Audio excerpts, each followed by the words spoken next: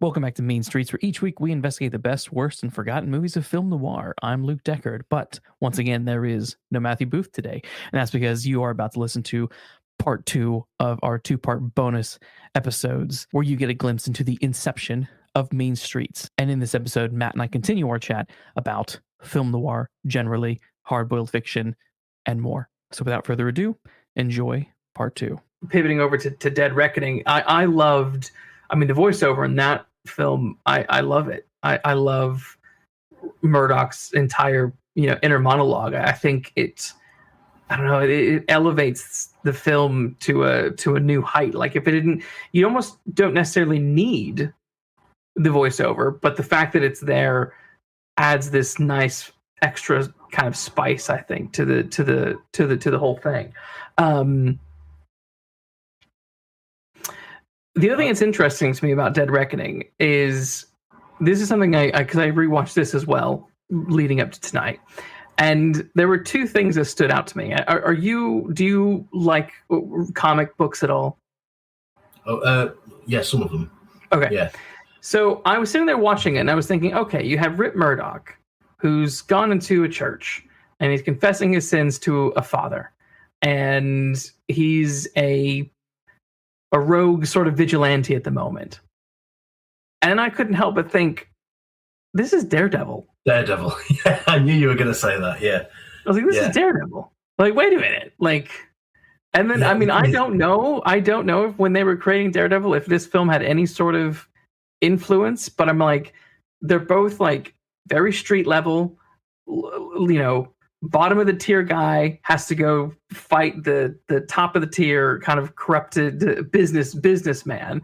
I'm just like, this is Daredevil versus Kingpin. Like, that is what this is, And I'll tell you what, that's one of those points, Luke, that if you'd not thought of it before, and then somebody told it you'd then not be able to get that out of your head. Yeah. So every time you watch Dead Reckoning, now you're going to say, well, this is Daredevil. It is. It's stuck now in my head forever. And I've seen this film several times, but it wasn't until this most recent time that I was like, Murdoch, because Murdoch was in my head. It's probably because Daredevil was just recently on She-Hulk, and I talked about it last week. Daredevil's alias is Murdoch. Matt Murdoch, exactly. Matt Murdoch. So yeah.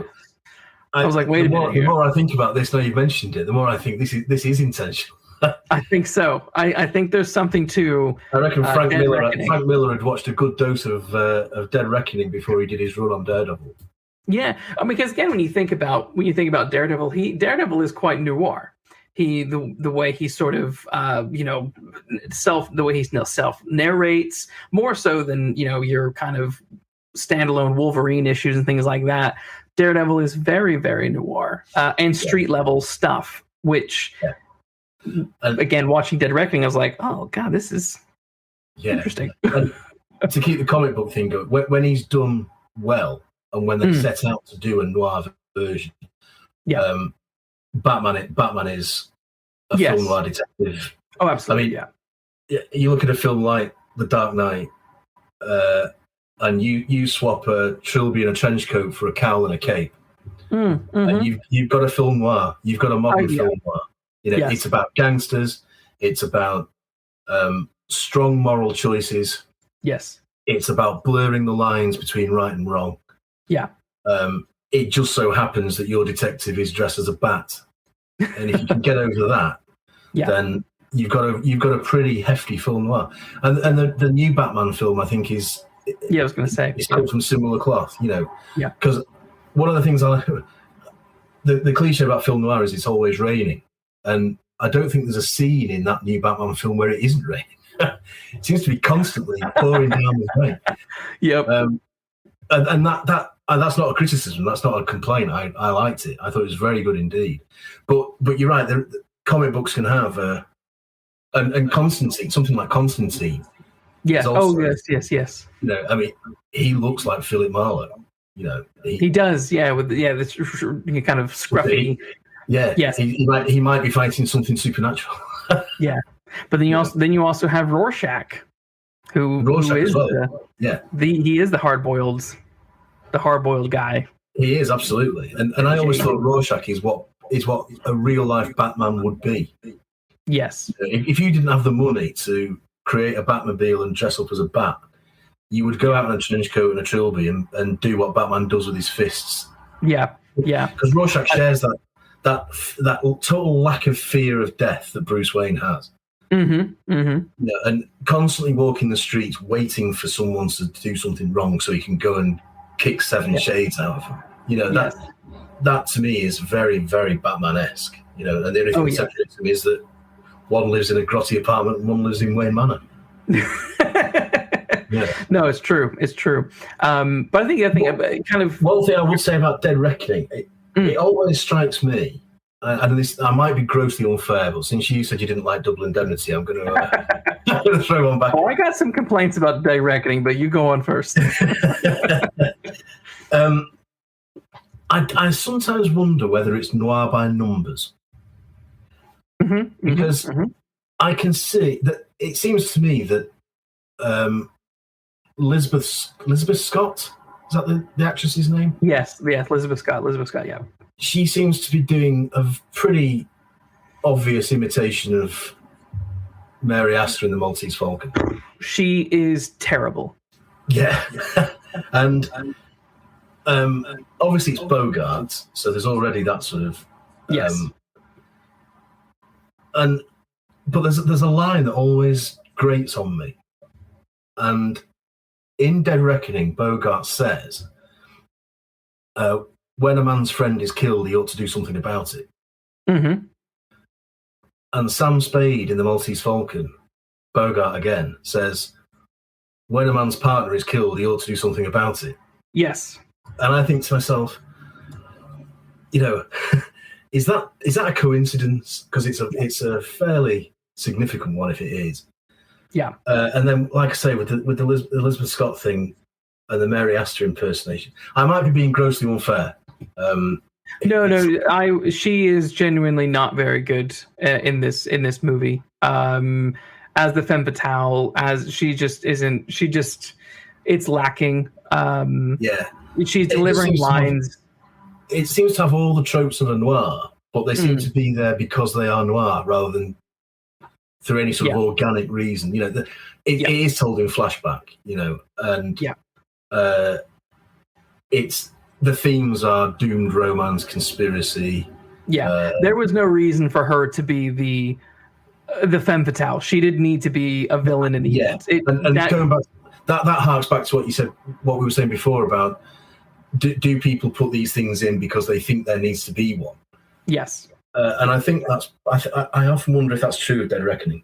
Yeah, I would say so. I think that is one of its big failings is going too heavy into the cliches, because there are some really cool moments in there. I think watching the way Murdoch sort of tries to, he uses his army code stuff to communicate with his buddy, to meet up with him at the hotel, how he wiggles his way into the mortuary, the morgue, to see the body and all that kind of stuff, how he deals with the other body that is left in his hotel room. There were all these really great moments that you see Rip Murdoch being a cool badass guy. And like, for example, when he goes to when he meets Coral, her name's Coral something or the other. Can't remember. He calls her Mike. Is she not called Coral Chandler? Coral Chandler, that's it. Yes. Again, I might say to myself, is that an in-joke, or is that, I think so. I mean, this is 1947. He's done The Big Sleep. He's done Maltese Falcon. He is, this is very much, we got Bogart in another noir movie. I think these are references. I wouldn't be shocked if I were to go look this up and find out that they were references. But anyway, there's that moment when they meet at the club, and he does this really cool thing of, he puts his hand, they're dancing, and he puts his hand on her back because he wants to tell her that her lover is dead. Drake is dead, but he wants to know if she's going to be genuinely surprised about it. So he says, let's go dance. So they're going and they're dancing, and then while he's doing that, he's got his hand on her back, and he says this really great line of, I put my hand on her back, that way I can feel if she tenses when I tell her that he's dead. And I'm like, that is clever. That is cool. I like, there are really cool things and clever things about this, but also I think the villain is quite interesting. Martinelli was his name. He's the club interesting. Say again. He's the owner of the club. Yeah. Yeah. I liked him. Again, he's basically the kingpin. But he also falls into the kind of the maybe a bit more of a cliched hyper version of the hard-boiled villain. But there is still interesting quirks that are going on. Like, he doesn't like the sight of violence, even though he is a violent man. Yes. And he makes his guy Krause do all the violence. But then, like that scene when he walks into the office when Krause is beating up Murdoch, and he's like, "I told you I don't want to see it," and he just stares at the picture until Krause sorts Murdoch out. I'm like, this stuff is just like, I love this stuff. Like that is, maybe not realistic, but it's like, it's just great, fun storytelling, I think. It is good storytelling, and it's a film that has flashes of greatness about it, like that, and those that you've highlighted, which makes these, when it falls flat, makes it somehow all the more flatter, and all the more obvious that it's not quite worked in certain bits. It's almost as if, I suppose it's like the old nursery rhyme that when it's great, it's brilliant. Yeah. But when it doesn't quite work, it really doesn't for me. Yes, but I agree. All opinions in this discussion are purely personal. There's no nobody's right or wrong. No. I mean, I was laughing at the end when she's dying, when they have that big car crash, and then they go in this scene, and she's like meant to be dying, but she's just like sort of wrapped up. Oh God, it was so bad. I think, if I remember right, I think there's some sort of connection between Elizabeth Scott and maybe the director, and I think they were in some kind of relationship or something. That would explain a lot. So it would, so it's, but you're right. There's absolutely no reason for her to be a femme fatale. No. And I seem to remember thinking there's one twist too many. Yes. Yeah. It's her twist in particular is the one that takes it too far. Too far. That's right. Yeah. That's right. And I think in the more sort of, I don't want to say better film noirs, but in the more classic film noirs, there is a restraint. They all know when the story is over. Yes. Yeah. And very often there is no time to come down from the final gunshot. Yes. There might be one scene, two if you're lucky. Certainly in, The Big Sleep just. That always just stops with a gunfight, And Murder My Sweet is the same. There's a little bit of cheesy, I got the girl in the end, but it's only a couple of seconds, really. A minute perhaps at most. Yeah. Once everybody who's dead, who needs to be dead, it's over. Yeah. It's over, and the best film noirs do that, I think. Yeah. The best film noirs do that. Yeah, I agree. Dead Reckoning overstays its welcome by about 20 minutes. Yeah. Which is a shame, because it's always good to see Bogart. It's always good to see him do what he does best. Yes. And he is always watchable. Yes. Whatever he's in, he's one of those actors that is always worth seeing.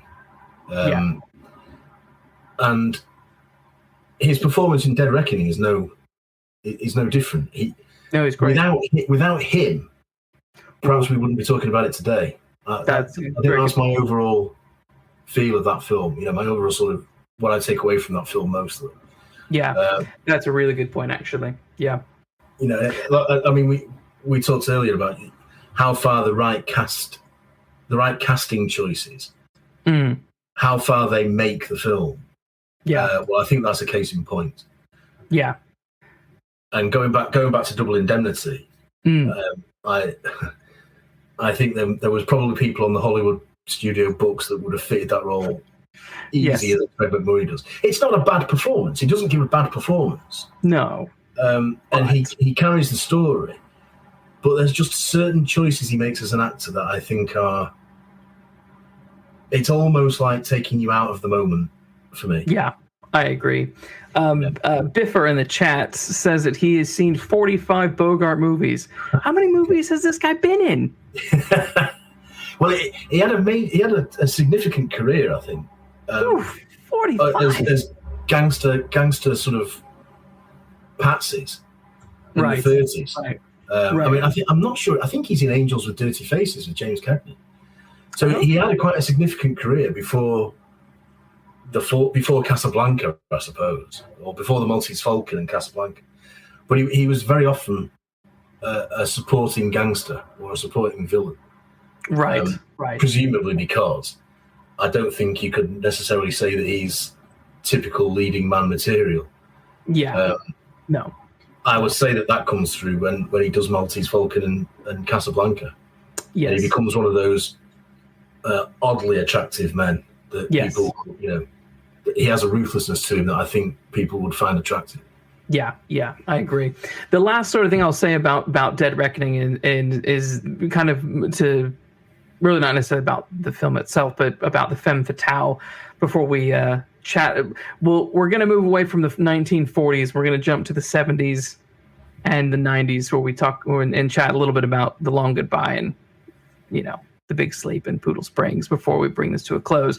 But thinking about the unnecessary femme fatale of Dead Reckoning, this is 1947.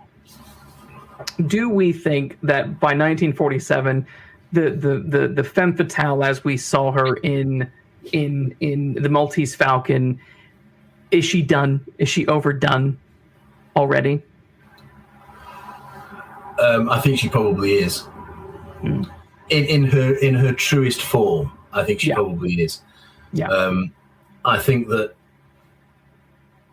because she becomes such a trope that once you see, if you watch one of these films, the minute you see usually a blonde, but a good-looking woman who is usually married to an older man, and she's played by somebody like Veronica Lake or Barbara Stanwyck or something like that, you are probably going to say, well, she's going to be involved. A bit like you do when, the most famous actor in any Midsomer Murders episode is the killer. You could almost say from the cast list, Yes. And I think she probably is done. And I think she's not, with the exception, I would say, of Faye Dunaway in Chinatown. I don't think she's, as a character, she's done very well until Vesper Lynd in Casino Royale. I think she's the next really significant femme fatale. Yeah, and she really is one. She's a classic one. Yeah. But I can't think of one off the top of my head who stands out between Faye Dunaway in Chinatown in 1974. They do something very interesting with Faye Dunaway, with Faye Dunaway's character as the femme fatale. They do something very interesting. To 2006, whatever it was. That's I can't think of one that really stands out to me.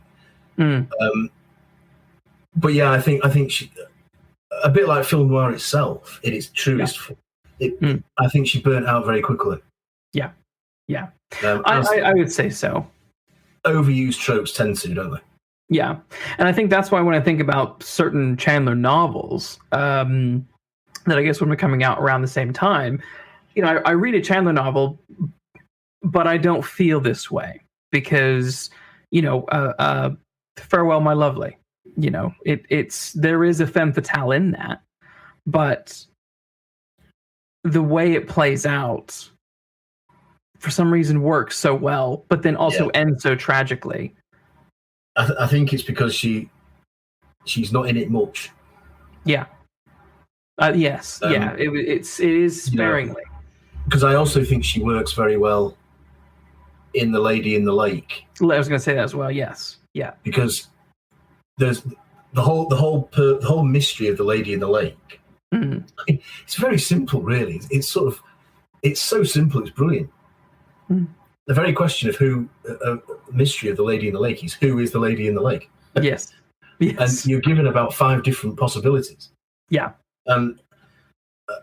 So the femme fatale in that, you don't know is one, because for a large part of the book, you don't know who it is you're talking about. And that works very well. But I think in films, they because she has to be a major character, I think she becomes too obvious. Yeah, I think so. So I guess then if we kind of move ahead a few decades, I guess the last few films are all Chandler movies now. But you have The Long Goodbye with Elliot Gould as Marlowe. It's a very interesting sort of updating of film noir. That definitely rubbed some people the wrong way, and then some people enjoyed it. I feel like The Long Goodbye, what is it, 1970? Can't remember, 1970 something, early 1970s. 73, I think it is. Yeah.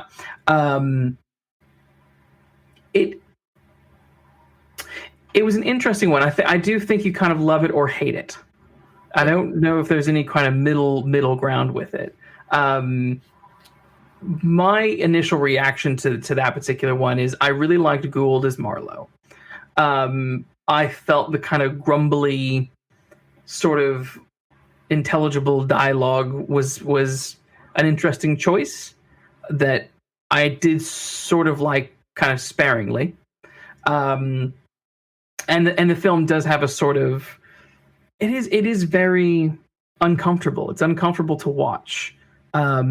Because it's so, it does have a very depressing kind of vibe to it.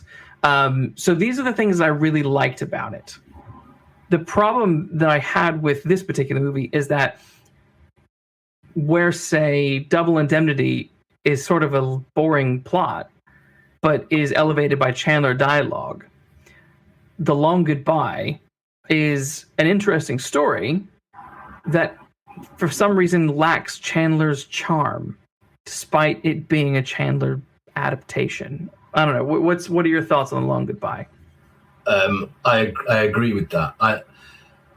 The starting point for me, and I touched on the book earlier.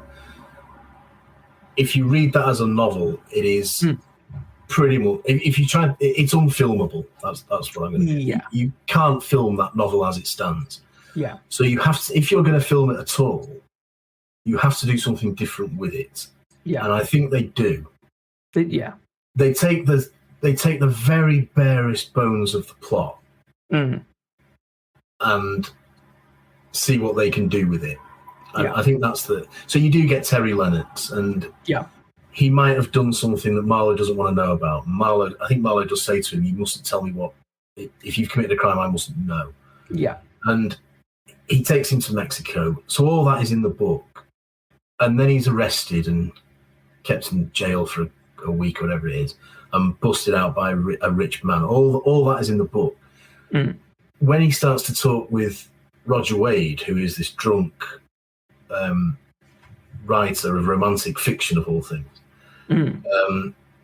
played by, I think it's Sterling Hayden, in a barnstorming performance, it starts to leave Chandler behind. Yeah. And from memory, I don't think there's any of Chandler's dialogue in it. I'm not sure. No. I'm not sure. Nobody must hold me to that because I'm not sure, but I don't think there is. But what really... A film critic, Roger Ebert said The Marlowe of The Long Goodbye, of Altman's Long Goodbye, is the man from Honor from 1953, who is lost in the hazy narcissism of 1973. And that is absolutely right. I think that's absolutely right. He seems so out of place. Yes, I agree that what Elliot Gould does with Marlowe is very good in the situation that Marlowe finds himself in. And very famously, they called him Rip Van Marlowe, because they said it's as if he's been asleep for 40 years, 30 years, and has just woken up, sort of thing. Yes. But all it does for me is emphasize how out of place he is as a character in his own story. Yes. That there is a very shocking and brutal scene with a Coke bottle, which seems to me to be so 1970s that it just makes everything about Marlowe pointless somehow. The ending, Marlowe does something at the end which you either think he would or he wouldn't, and I'm never sure how I feel about that. I think once I've accepted that this is not a straight adaptation of a Chandler novel, I think, well, you're free to do anything you want. So in the context of these 2 hours, I can buy into that. But then I then think to myself, well, if you're going to take the character out of his time and place, you've got to make sure he's the same man that I know and love. Yes. And that isn't him. So what's the point of calling him Marlowe? Why don't you just call him Joe Schmo? yeah. So I think it's good, but I think it's too obviously a 1970s film. Yeah. So do you think that the problem is it that someone, a character, particularly a character like Philip Marlowe, are they transferable to different points in time in the way that someone like Sherlock Holmes seems to be able to slip through time for various reasons? Is it that Marlowe maybe just can't do that, and the maybe the biggest drawback of The Long Goodbye was that it just shouldn't have been a Marlowe adaptation? They just should have done if they had done a 1970s response to hard-boiled fiction, film noir, as opposed to sort of this depressingly grunge. Yes, I agree. Yeah. I think if you look at a film like Clute, Donald Sutherland and Jane Fonda, that's a contemporary private eye film, and it works perfectly well. Yeah, you can see where you know who its grandparents were in cinematic terms. You know which films have given rise to it, and you know what literature's given rise to it. I don't think you need, but it doesn't need to be Philip Marlowe for it to work. Yeah, correct. As a private eye story, and films like, there's a Paul Newman version of the Arch novels, and Harper. Yes, Harper. Yes. And I've not seen that for years and years, but I don't remember thinking that was out of place. No, I loved it. It's fun. I think it is a sense that there are some characters that can shift in time, and Holmes does appear to be one. Not just the Cumberbatch series. But the Basil Rathbone films predominantly were in contemporary times. But before Basil Rathbone did The Hound of the Baskervilles, all the Sherlock Holmes films were set in contemporary times. The Eileen Orwell Silence were in the 20s. Arthur Wantner was in the 30s. Yeah. But I think Marlowe belongs to a very specific time and place. Yeah. And I think that if any proof is needed for that, I think you only have to look at the 1978 Big Sleep from Michael Winner. That was, which transposes him not only to 1978 but also to London. So he's wrong place and wrong time. Correct. Yeah. And it's pretty woeful. The best thing about that version is Mitchum himself. Mitch, yeah. But he's nowhere near as good in that as he was in Farewell by Lovely. Farewell by Lovely from 3 years before, when he's an older Marlowe, but he's in the 1940s, and I think he's constantly talking about Joe DiMaggio, and I don't know anything about baseball, but that pinpoints the year apparently. It's the year Joe DiMaggio broke some record or whatever it is. Yeah.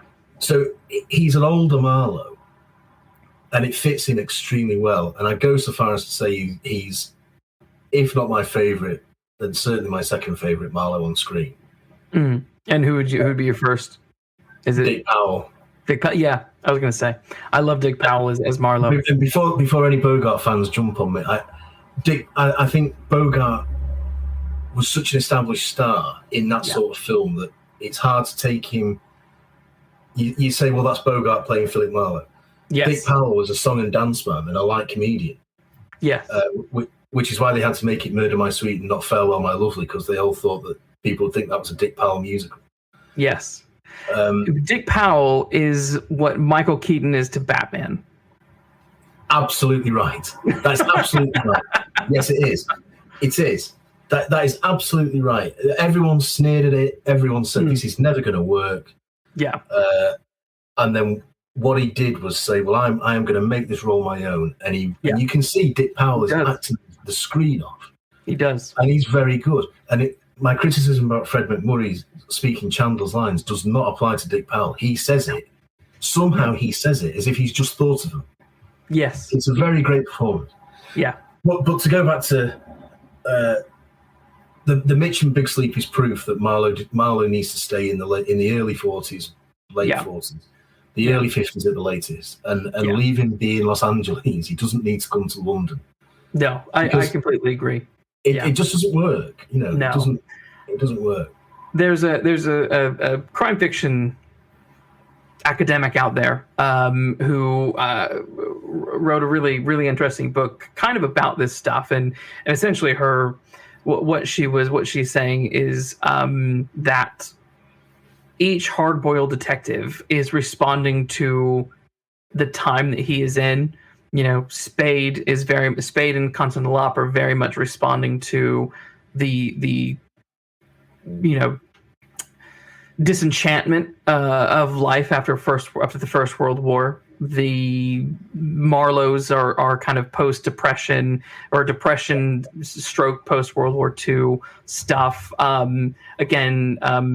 Ross MacDonald is late 50s into the 60s, which is a very, he's responding to sexual revolution. He's responding to the growth of psychology, things like that. Again, you move forward with Robert B. Parker, who is exploring things in the 80s and 90s, from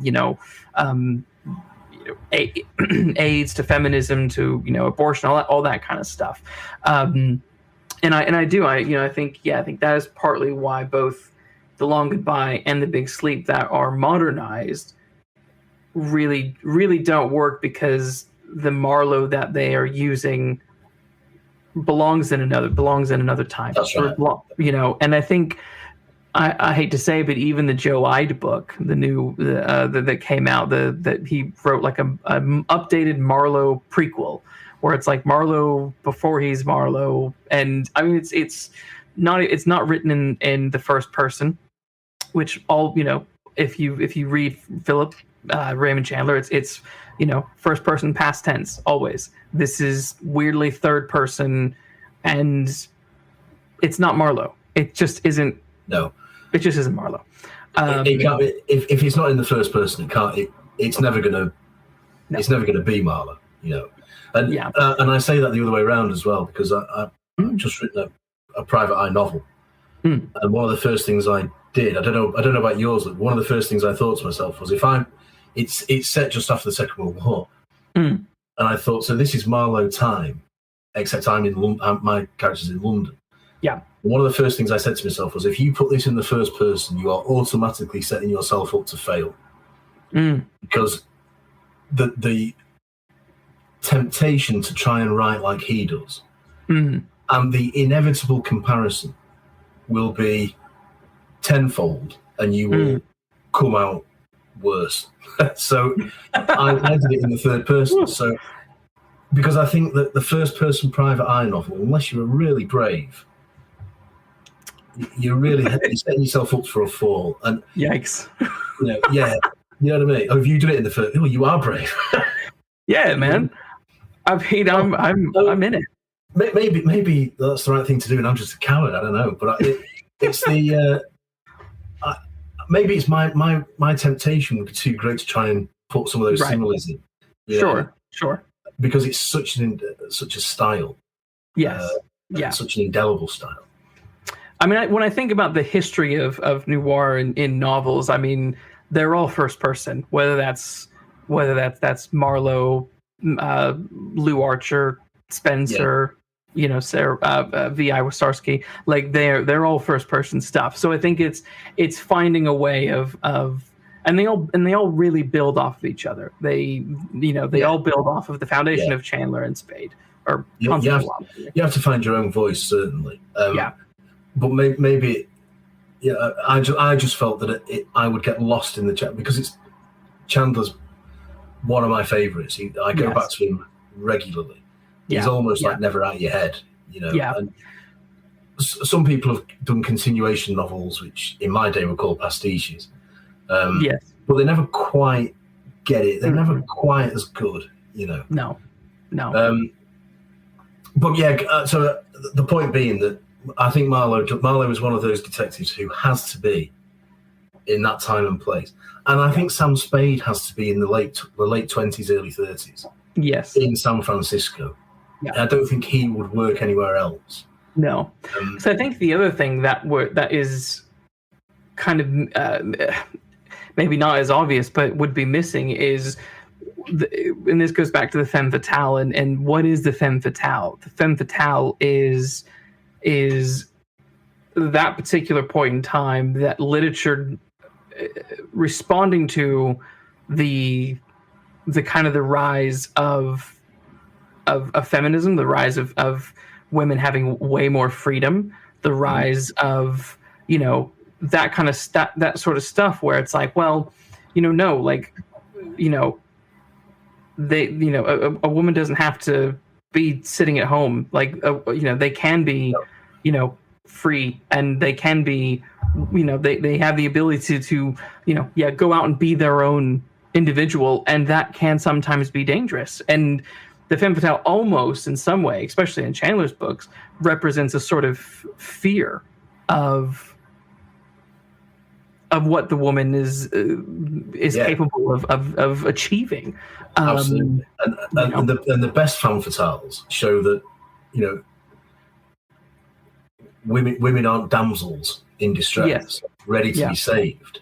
Yeah, they are.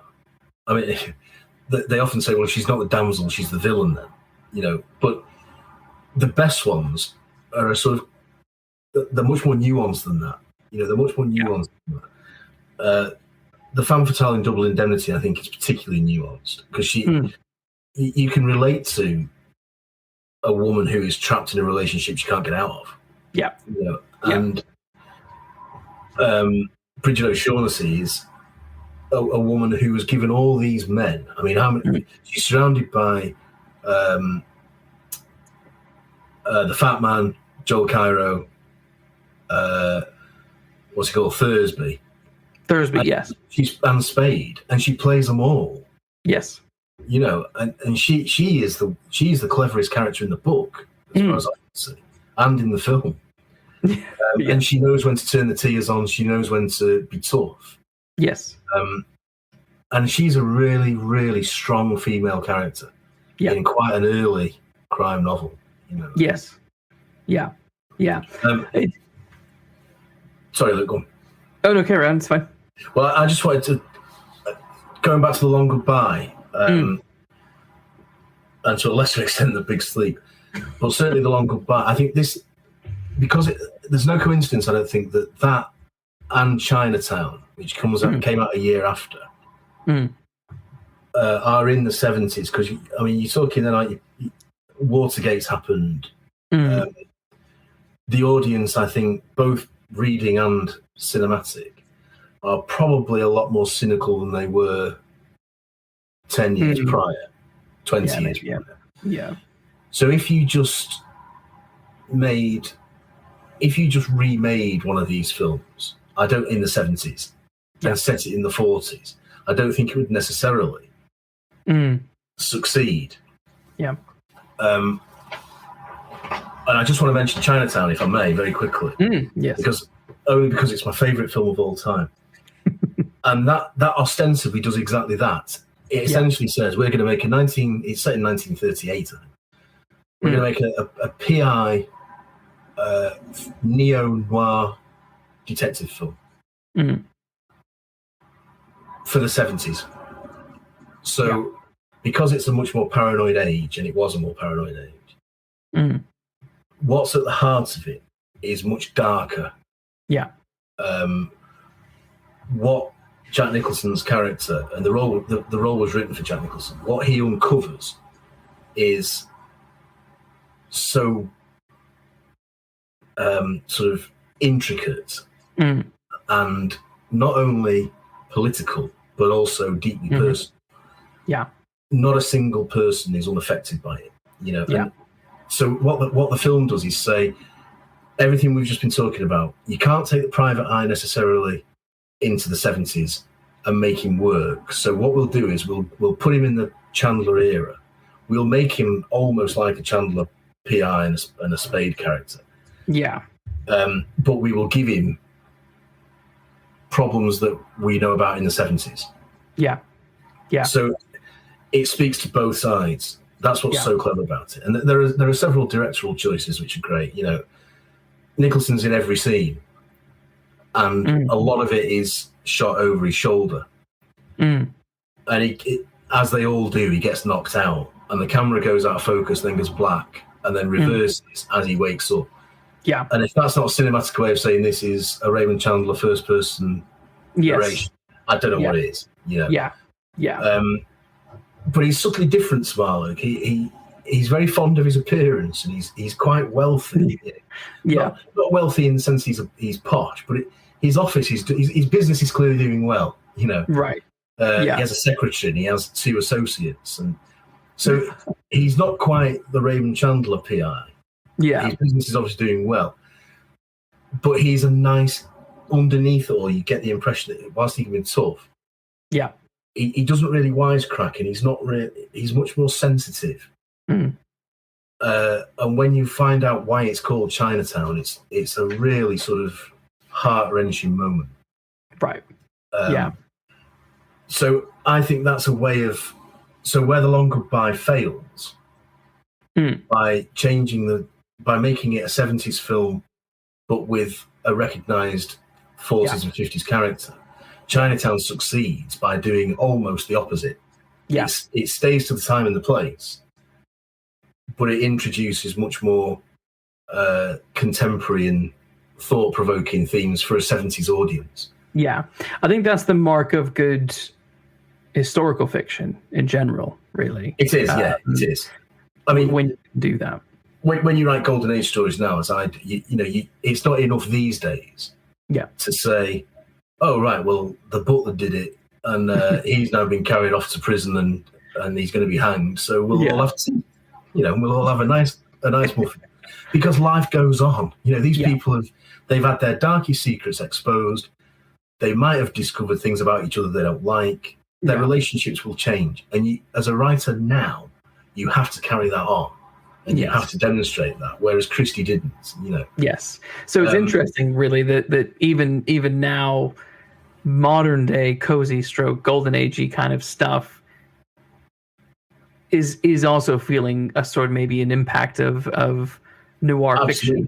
Yeah, because it has to keep up. It can't just be tea and muffins and body in the garden, because no one now does that anymore. I mean, I suppose there are people who write that, and they may be very successful, but the cozies that I write and the cozies that I like to read that are written by modern writers, I mean, Martin Edwards is a great example.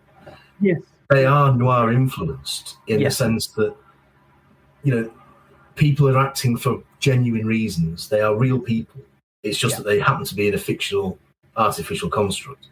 Yes. And I think that's what Chinatown does. That it sows the seeds for those sorts of books that say, and films that say, this is this is something from the past, but it's relevant to you today, sitting in the movie theatre in 1974, and that's what The Long Goodbye pointedly fails to do for me.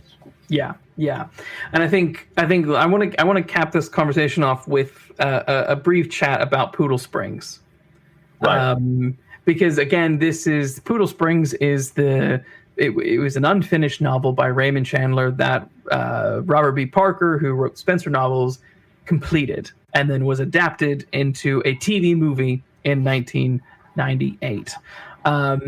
So, for all intents and purposes, this is technically a historical fiction movie, right? Yeah.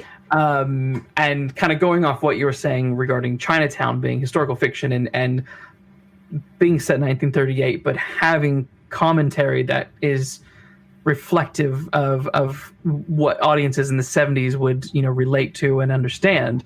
I mean, I would say Poodle Springs does not do that.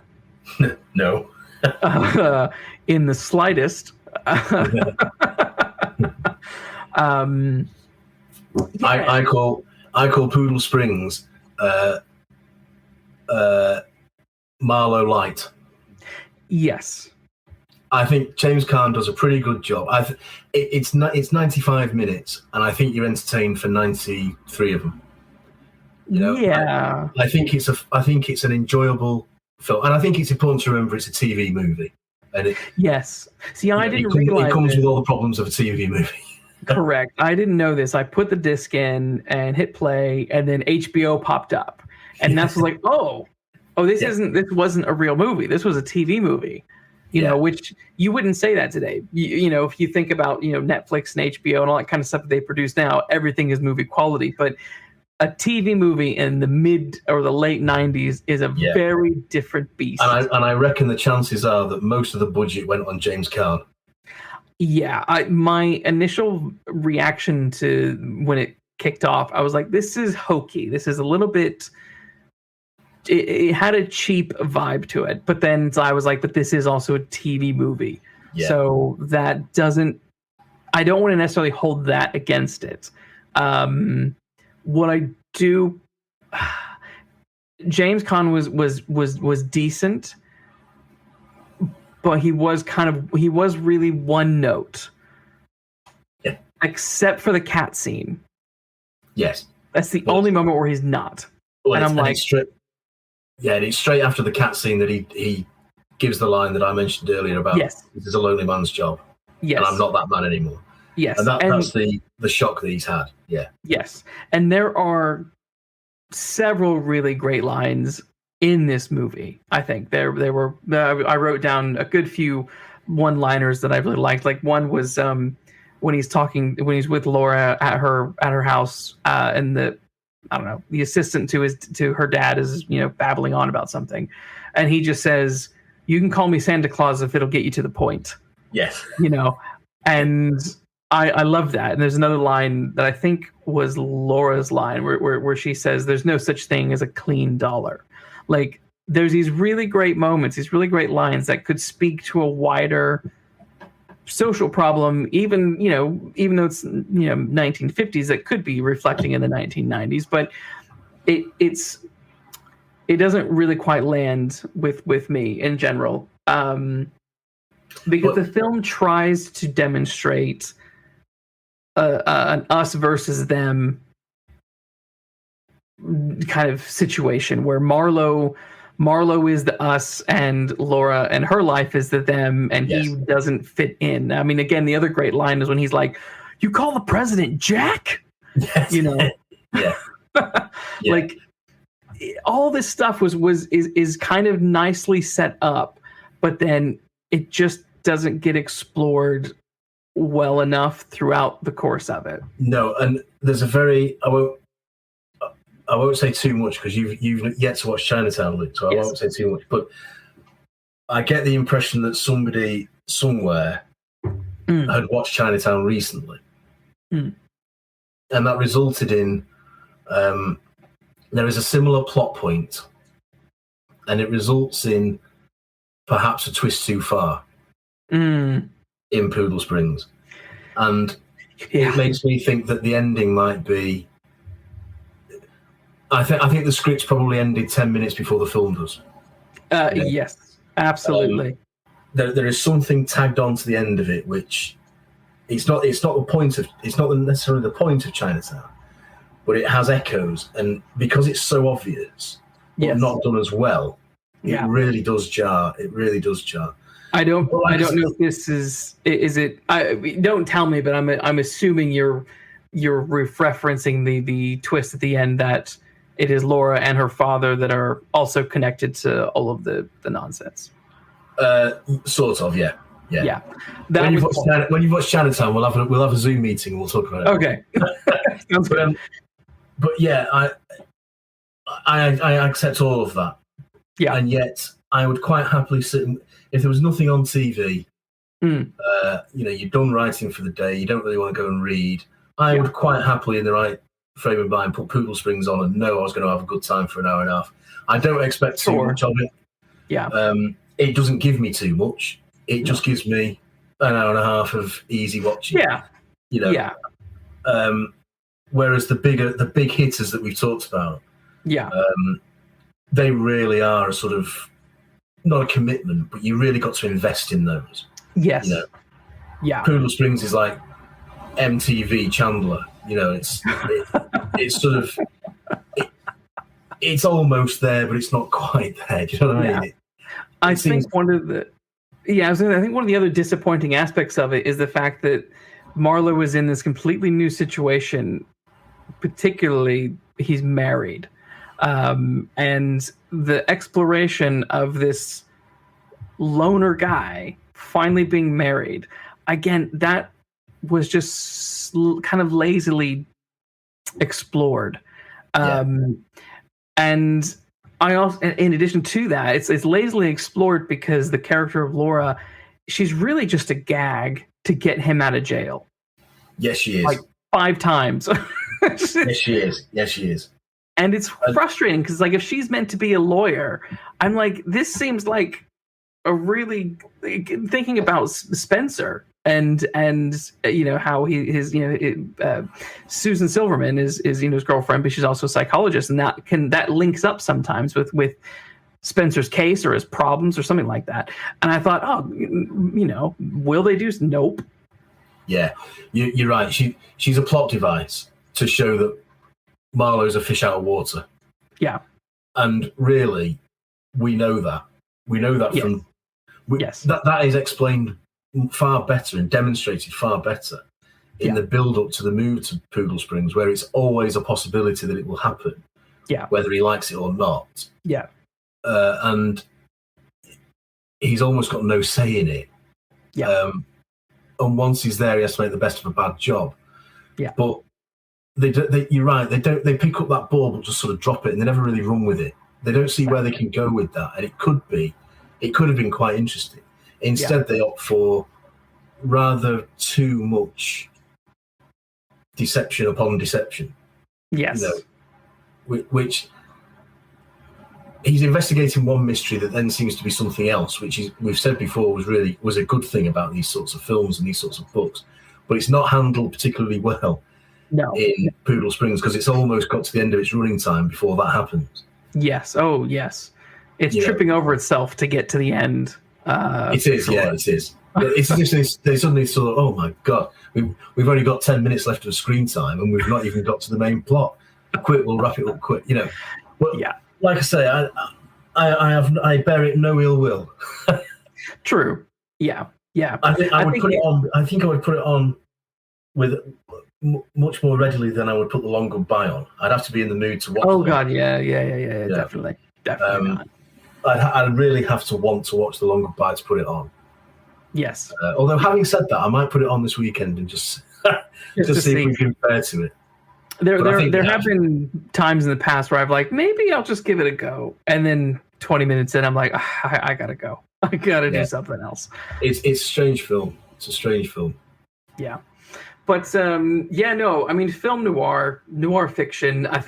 For me, it is the playground that I love to be in.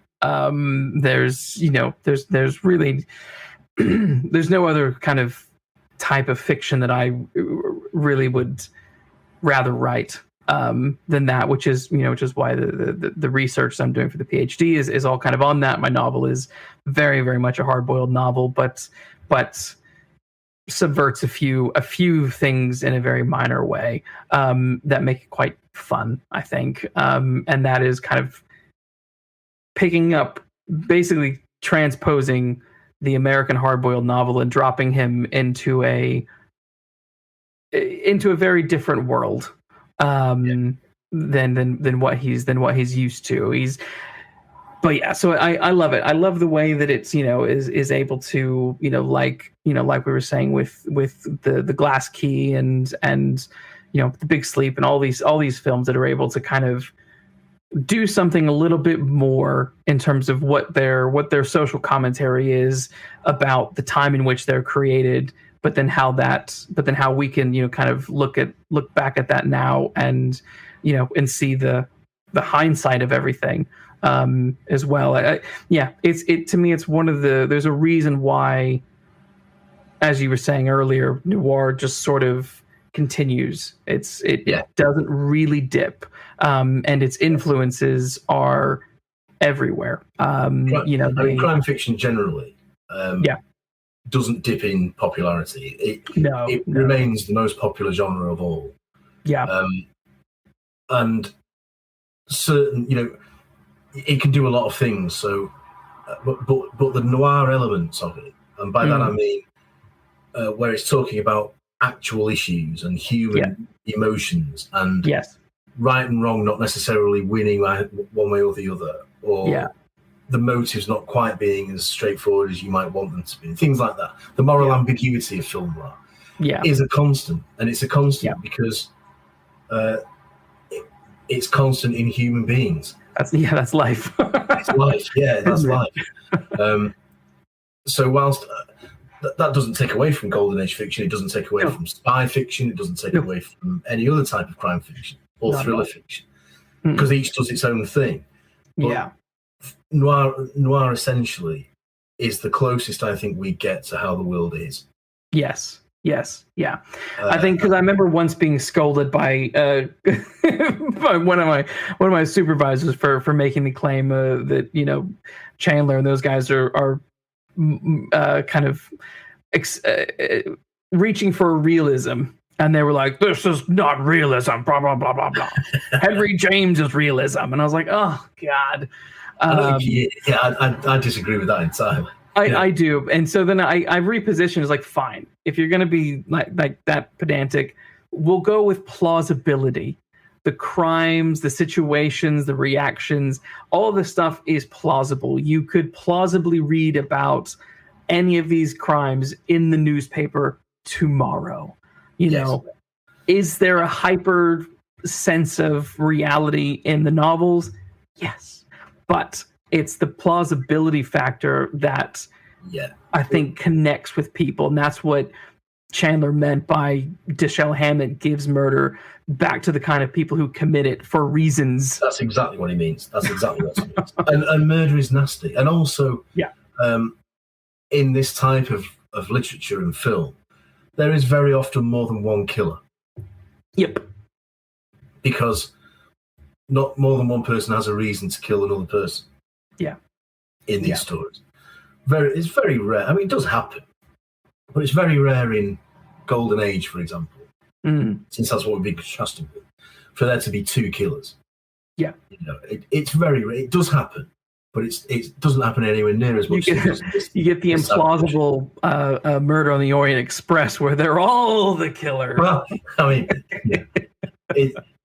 I think Chandler said about that. It's a solution so ridiculous that only a half-wit would guess it. And I sort of have sympathy with that. That's not my favourite Christie of all, I'm afraid. But no. Biffer in the chat asks, "What's the best foreign film noir film?" I don't know. It's a good question. I should have thought about this. We should have thought about this. Yeah.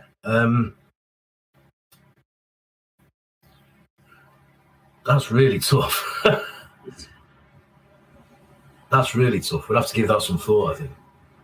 I would too, because I'm unfortunately I can't say. Biffer, what would be your best foreign film, noir film? Because then we can go off of that.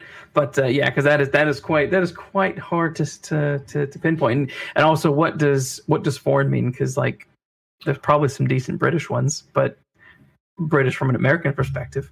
I mean, one that does spring to my mind, Fritz Lang's M.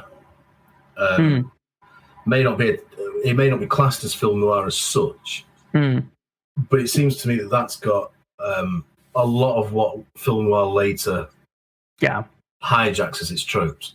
Yeah, it's certainly morally ambiguous. Yeah, it's shot in shadow. And I remember once hearing a film critic say that film noir is it starts in shadow and they bring the light in as little light as possible so you can see what's going on. Whereas ordinarily you talk about a film set being lit, so noir starts in the shadows. And I think M is certainly shot like that. And the protagonist is very clearly not a hero. He's quite the opposite. Yes. He's a child murderer. And he's put on trial by other criminals. And the theme then becomes, the moral question then becomes, are some criminals better than others? Because if we're not, what right have you got to try me? And the police are quite happy for this trial to go ahead. I mean, that seems to me to be sowing seeds of what film noir will later become. Yes. And off the top of my head, I think I would say that is certainly one that should be taken into account. Yeah. You know what? One that's popped in, one that is like trying to get to the front of my mind is a Japanese film. Help me out. What's the film that inspired George Lucas? Seven Samurai. Seven Samurai. That it's that guy. He did. There's a noir film around that time, around the 40s, and I watched it like 6 months ago, and it was great. But now I can't remember the name of it. And that was really. I know which one you mean as well. Because is the plot not similar to Red Harvest? Kind of, yeah. Let me see if I can find it. Biffer in the chat says that Black Coal Thin Ice 2014, a Chinese noir, and Elevator to the Gallows, a French neo-noir. High and Low, he says High and Low. Yeah, I think that might be the name of the movie that I'm thinking of. High and Low. Elevator to the Gallows sounds like a great one. I'll look that up. Yes, that is it. Biffer's right. High and Low. That is that's the one. It's great. That is a terrific Japanese film noir movie. Highly. That's not one I know. So the two films for me to look out for now. Yeah, go check that one out. That's the one I watched relatively recently, and it was terrific. It's wonderful. We've concentrated on American films, but I think we ought to really, apart from the 1978 Big Sleep, there are some really good British film noirs. Yes, things like The Third Man. Oh yes, of course. Yeah. Brighton Rock, which again they are shot. I mean, The Third Man particularly, it's impossible not to say that that's a film noir. But Brighton Rock certainly holds its own in terms of how it's shot and the moral ambiguity and the fact that it's a gang of criminals who you are sympathizing with. Yeah. And you are identifying with. Because that's what film noir does. Perversely, for films that are largely shot in black and white, the worlds they show you are anything but black and white. Yes, there are very grey moral areas to be addressed here, and Brighton Rock is certainly one of those. So depending where you are in the world, I would say that Brighton Rock and The Third Man are perhaps two very good foreign film noirs. Yeah. Although I appreciate I'm playing a trick with the word foreign. Exactly. Yeah, I mean, this. I guess the point of this is when it comes to noir, it really is birthed out of American crime fiction, which is the Chandler and the Dashiell Hammett, which is kind of the theme of tonight. But no, I mean, we could do a whole nother episode. We could. We could do a whole other section on neo noir. I mean, oh yes, it will be done. Said for films like Seven, Shutter Island. Oh yeah, I want to. Yeah, the early Dirty Harry films, Magnum Force certainly, and I think it's a film noir. Yeah, there's a whole load of neo noirs and modern noirs that we could. Well, I mean, LA Confidential is a superb film. A superb film. The Usual Suspects. I count all those as noir films. Yes. Yeah. Which shows just what an influential genre it is. An influential type of crime story it is. Like I said, I think of it more as a mood and a style rather than a genre in its own right. But it's certainly popular and it is certainly influential to this day. Yeah, absolutely. And on that note, I think we'll wrap this up because this was good fun, Matt. Yeah, it was good fun. Give a shout out to. Say again. I just thank people for the comments. Oh yes, indeed. Thank you, Biffer and Lena and Karen, who's my mom. Barry, Phil, all of you for joining in.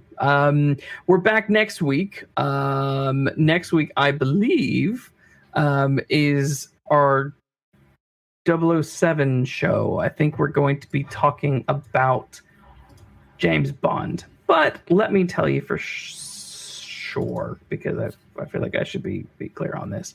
Next week we have another author joining us, AJ Black. He's just written a book all about the history of Sean Connery. Looks really great.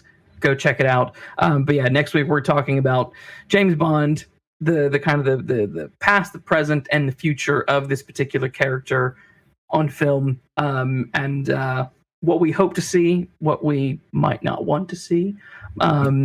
All sorts of speculations and comments looking at what the Brocolis have said in the press recently and all that kind of stuff. It's going to be a lot of fun, so tune in.